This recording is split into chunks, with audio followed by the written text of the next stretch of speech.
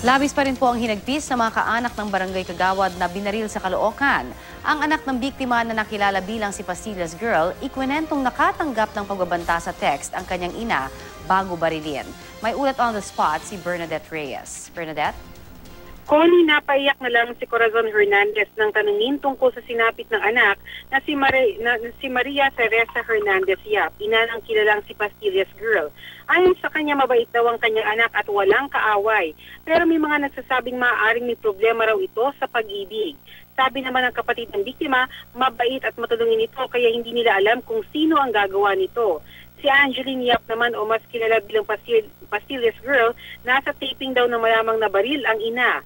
Agad daw silang nagpunta sa ospital kung saan brain dead na ang kanyang ina.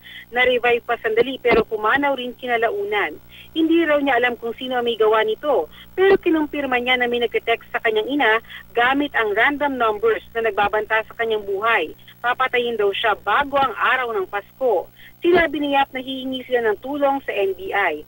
Ayon naman kay Superintendent Ferdinand Del Rosario, ang Deputy Chief of Police sa Caloocan City Police ay patuloy ang kanilang ginagawang manhunt operation para matugis ang suspect. Connie? Maraming salamat, Bernadette Reyes.